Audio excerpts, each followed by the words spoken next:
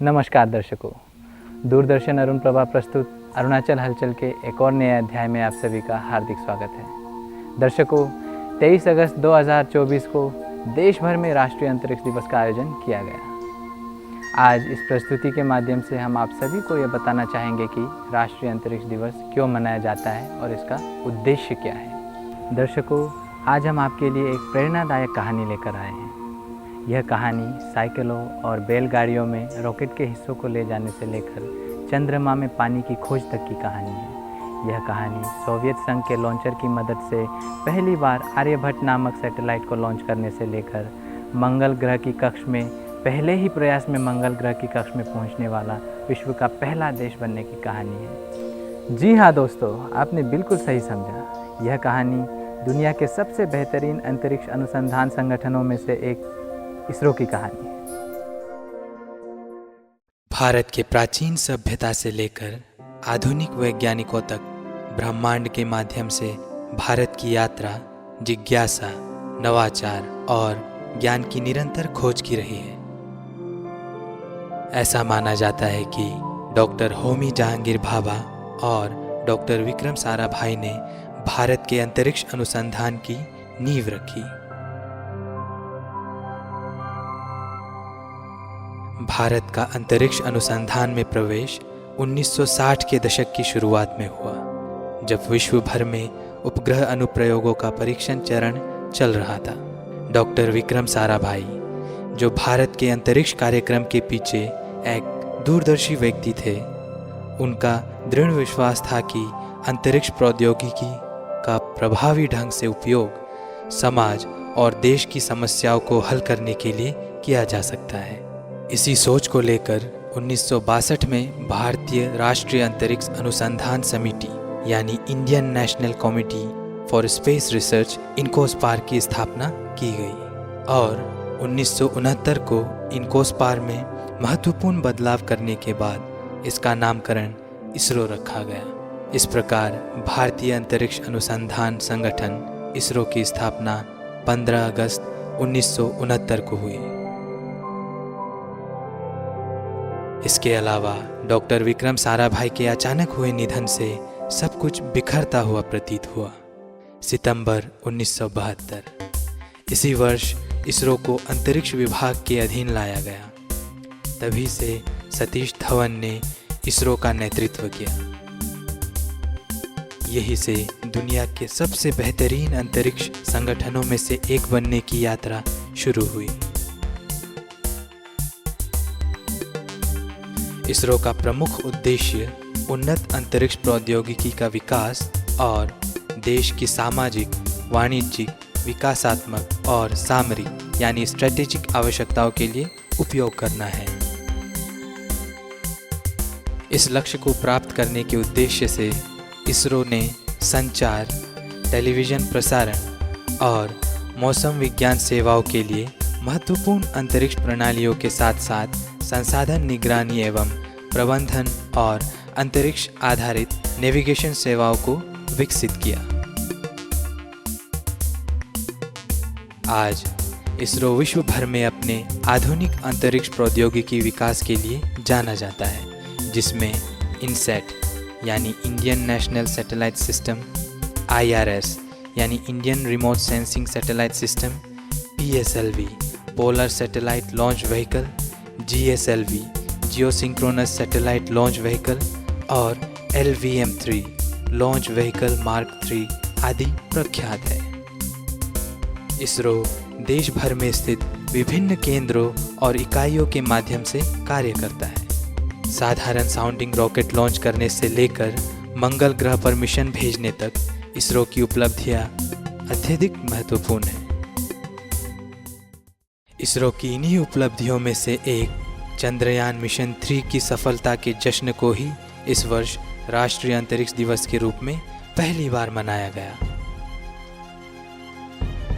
चंद्रयान 3 ने विक्रम लैंडर की सुरक्षित और सॉफ्ट लैंडिंग को अंजाम दिया और दक्षिणी ध्रुव के पास चंद्रमा की सतह पर प्रज्ञान रोवर को तैनात किया।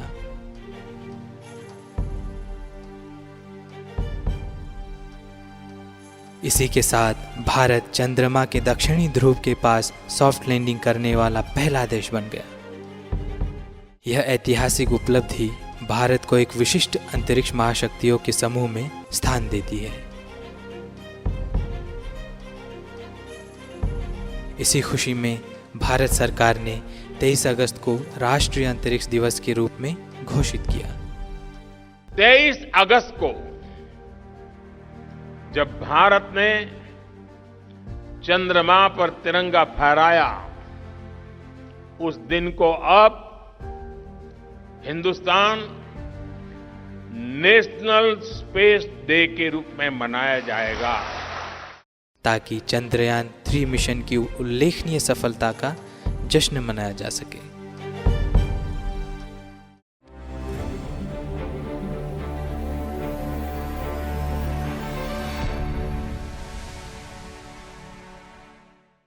इस वर्ष 23 अगस्त को देश भर में राष्ट्रीय अंतरिक्ष दिवस touching the lives while touching the moon India's space saga theme के साथ मनाया गया।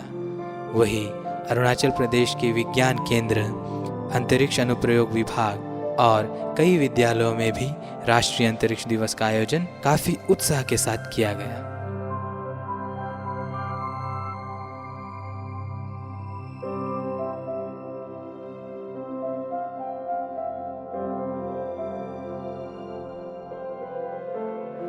भारतीय विज्ञान की कहानी साकार हुए सपनों और आने वाले सपनों की कहानी है और इन कहानियों के निर्माण में भारतीय विज्ञान केंद्रों की काफ़ी महत्वपूर्ण भूमिका रहती है। भारतीय विज्ञान केंद्रों की नवप्रवर्तकों और भविष्य के वैज्ञानिकों को प्रेरित एवं प्रोत्साहित करने में काफ़ी महत्वपूर्ण योगदान रहता है।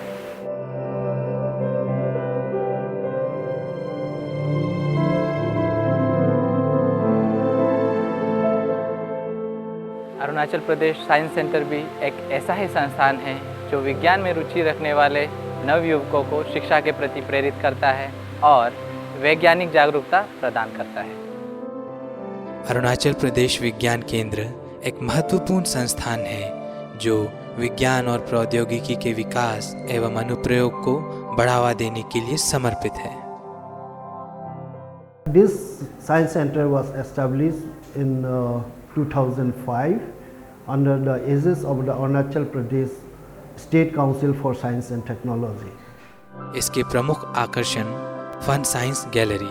इस गैलरी में भौतिकी यानी फिजिक्स से संबंधित मैग्नेटिक्स, ऑप्टिक्स, पेंडुलम, इलेक्ट्रोमैग्नेटिज्म आदि के कई इंटरैक्टिव प्रदर्शनियां उपलब्ध है जो विजिटर्स के लिए काफ़ी मनोरंजक और ज्ञानवर्धक भी होती है।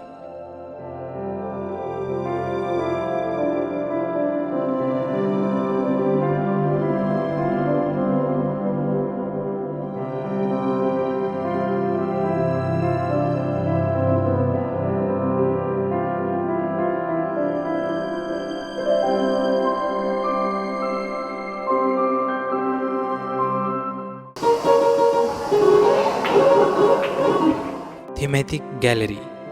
इस गैलरी में विज्ञान के विभिन्न उभरते क्षेत्रों जैसे nuclear technology, biotechnology, nano technology, oceanography, space science आदि के लिए खास समर्पित खंड बनाए गए हैं।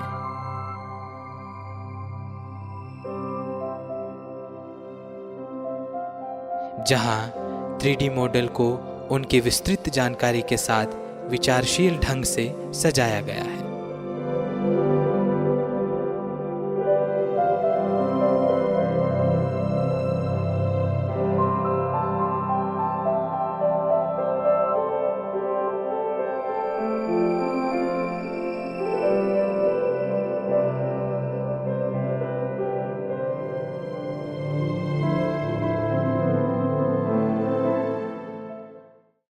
Dino park. इस पार्क में कई डायनो मॉडल रखे गए हैं, जिनमें 6 एनिमेटेड डायनासोर मॉडल हैं जो पास में मानव को महसूस करने पर अपने सिर हिलाते हैं और वास्तविक डायनासोर जैसी ध्वनियाँ उत्पन्न करते हैं।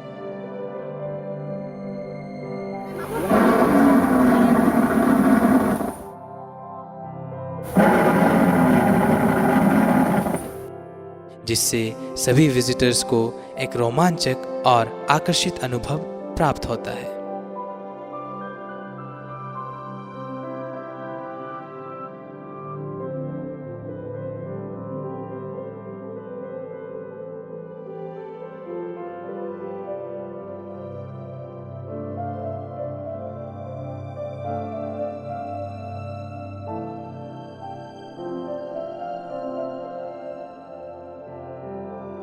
Innovation centre.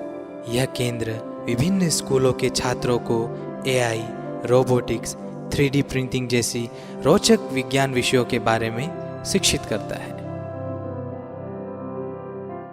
आधुनिक विज्ञान का जो नए शाखाएं हैं, robotics, artificial intelligence, 3D printing, इन सब को देखते हुए ये सारी सुविधाओं से इनोवेशन हब को सुसज्जित किया गया और बच्चों को कैसे इन कटिंग एज टेक्नोलॉजीज़ पर बच्चों को हैंड्स ऑन कराया जाए, सो दैट कि बच्चों का इन नई शाखाओं में, विज्ञान की नई शाखाओं के प्रति रुझान पैदा हो। इस केंद्र के सदस्य छात्र अक्सर राज्य स्तर और राष्ट्रीय स्तर पर रोबोटिक्स नवाचार प्रतियोगिता में भाग लेते हैं। बेसिकली एनवायरनमेंट के ऊपर बेस्ड है, जहाँ पे हम लोग नेचुरल रिसोर्सेज को यूज़ करके हम लोग का एनवायरनमेंट को सेव कर सकता है, बिना एनी फ्यूल यूज़ किए, वो सब को वेस्ट नहीं किए हम लोग यूज़ कर सकते हैं। और यहाँ पे ही हम लोग का रोबोट है, तो फिर हम लोग इसका बेसिक फंक्शंस दिखाएगा। तो यहाँ पे हम लोग की यहाँ से ये लाइन फॉलो करने के लिए हम लोग कलर सेंसर यूज़ कर रहा है। So basically this cable needs to be transported from over here. This robot is meant to be transfer this cable from this line to that charging point over here. यहाँ आने वाले छात्र नए विचारों को जन्म देते हैं और नवाचार करने के लिए प्रेरित होते हैं।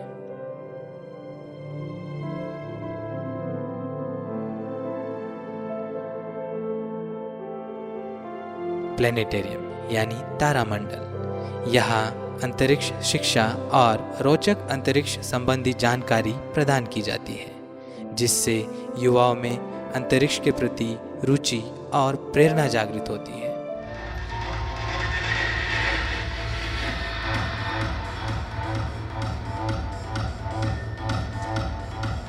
क्या आप अपनी टीम को प्रोत्साहित कर रहे होंगे? क्या आपकी टीम इनाम जीतेगी?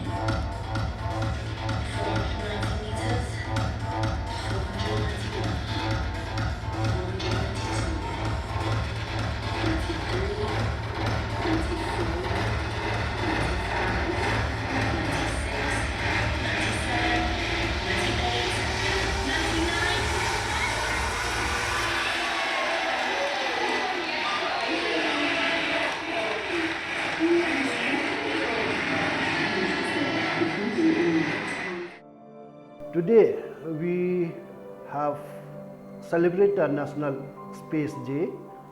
Today we have a lot of students coming to our science center, and we have a webinar conducted, a lecture delivered by scientists from National Remote Sensing Center under ISRO, Indian Space Research Organization.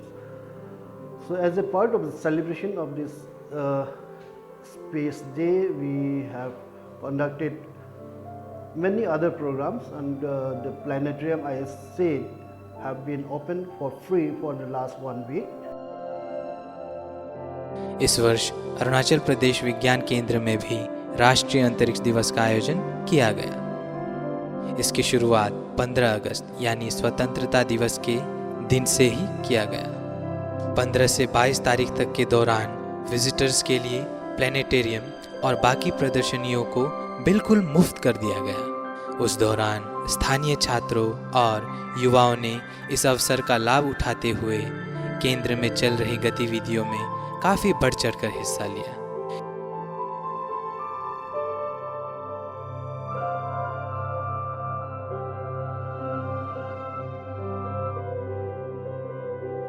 तेईस अगस्त यानी राष्ट्रीय अंतरिक्ष दिवस के दिन एक भव्य कार्यक्रम का आयोजन किया गया। इस कार्यक्रम की औपचारिक शुरुआत एक वेबिनार से हुआ, जिसमें इसरो के वैज्ञानिक द्वारा बच्चों को इसरो के शस्त्रागार से संबंधित काफ़ी रोचक एवं महत्वपूर्ण जानकारी प्रदान किया गया।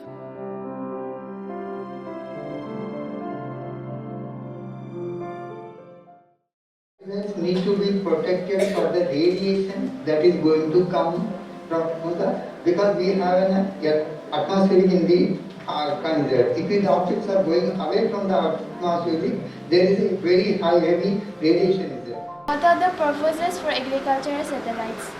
Our country is agriculture oriented, and we need to understand what are the different crops are available, how much in yield output of the agriculture going to come, so that we build a market, so that money will going to come to the government. साथ ही अलग अलग वर्ग के आयु के बच्चों के लिए चित्रकला यानी पेंटिंग कंपटीशन भी रखी गई। इस तरह touching the lives while touching the moon India's space saga theme को सार्थक सिद्ध करते हुए अरुणाचल प्रदेश विज्ञान केंद्र ने राष्ट्रीय अंतरिक्ष दिवस का सफल आयोजन किया। Arunachal Pradesh space application centre राज्य की तकनीकी प्रगति और सतत विकास के लिए जी तोड़ प्रयास कर रहा है। Arunachal Pradesh space application centre में काफ़ी अत्याधुनिक उपकरणों का प्रयोग किया जा रहा है, जिसके उपयोग से पॉइंट क्लाउड डाटा प्रोसेसिंग और 3D डाटा प्रोसेसिंग एवं मॉड्यूलेशन के कार्य किए जाते हैं। इनके उपयोग से घने जंगलों की मैपिंग से लेकर नदियों घाटियों की निगरानी तक रखे जाते हैं, जिससे यह आपदा प्रबंधन और पर्यावरण संरक्षण योजनाओं के लिए आवश्यक बन जाती है। On 25th July of 2024, Arunachal Pradesh Space Application Center, in association with Northeastern Space Application Center and Indian Space Research Organization, jointly organized National Space Day at Dorji Khandu State Convention Center, Itanagar. And the main attraction of this program was the scientific lecture given by Sri Bharat Kumar GVP, Head Mission Simulation Module, UR Rao Satellite Center, ISRO Bangalore, on Indian space program with special emphasis on the moon mission. Arunachal Pradesh अंतरिक्ष उपयोग केंद्र, उत्तर पूर्वी अंतरिक्ष उपयोग केंद्र और इसरो की संयुक्ति से 25 जुलाई 2024 को राष्ट्रीय अंतरिक्ष दिवस का आयोजन अरुणाचल प्रदेश की राजधानी ईटानगर में स्थित दोरजी खांडू कन्वेंशनल हॉल में किया गया।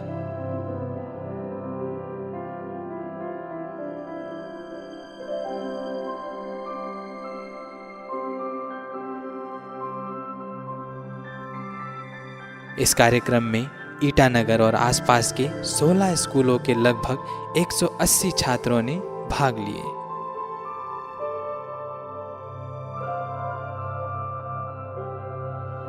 इसरो के चंद्रमा मिशन का महत्वपूर्ण हिस्सा रह चुके वैज्ञानिक श्री भरत कुमार जी ने भारतीय अंतरिक्ष कार्यक्रम नामक विषय पर अपना वक्तव्य प्रस्तुत करते हुए विशेष रूप से चंद्रमा मिशन पर प्रकाश डाला। So it will give the more proud and as inspiration to all the students how it has could achieve these type of things. So we are the, I think, fourth nation who could achieve this one. And before at the same time there another 3 landing missions was there which were not fully successful. So in space sector there is no failure. We never call it a failure. It is a unsuccessful, because in the failure also we learn a lot.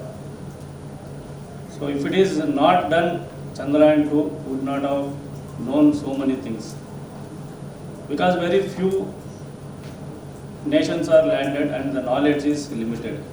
In this program that has been brought to us, especially for students in a place like Arunachal, where it's not very common to have such programs, I feel like it's very beneficial for students, especially who think that science stream will only end up with them ending up with careers such as being a doctor or an engineer.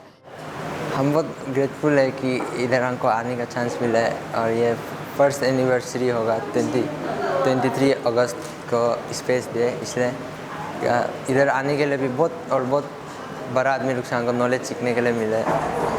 वो लोग क्या क्या अपना ideas thoughts ये सब बता रहे हैं, हम वो लोग को भी बहुत सीखने मिला अच्छा से, और वो लोग से भी हम लोग स्पेस पे भी मेरा भी इंटरेस्ट आ रहा है, और हम बहुत ग्रेटफुल है इधर आने के लिए। This kind of programs actually helps our students for their overall progress, and they can interact with the different dignitaries from ISRO and from different space organizations and from different centers like from Shillong, and with these interactions they are coming to know about that how it is useful in our day-to-day life, as well as they can make their future in this section, in this sector, especially in space sector. So it will be helpful for our students. विद्यालयों में आयोजित राष्ट्रीय अंतरिक्ष दिवस के तहत quiz प्रतियोगिता, चित्रकला प्रतियोगिता और प्रदर्शनी आदि कार्यक्रम रखे गए।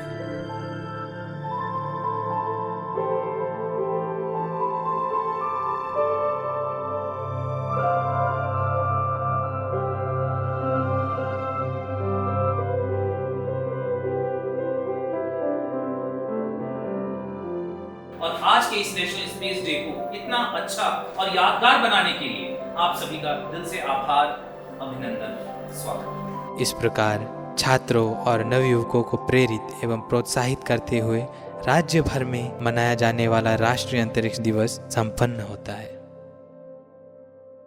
दोस्तों, भारत में जिस तेज़ी से विज्ञान और प्रौद्योगिकी का विकास हो रहा है, उसे देखते हुए हम ये कह सकते हैं कि आकाश सीमा नहीं, ये तो बस शुरुआत है। दोस्तों, उम्मीद है हमारी यह प्रस्तुति आपको काफ़ी अच्छी लगी होगी। मिलते हैं इसी तरह के रोचक विषयों और प्रेरणादायक कहानियों के साथ अगले अध्याय में। तब तक के लिए मुझे इजाज़त दीजिए। धन्यवाद।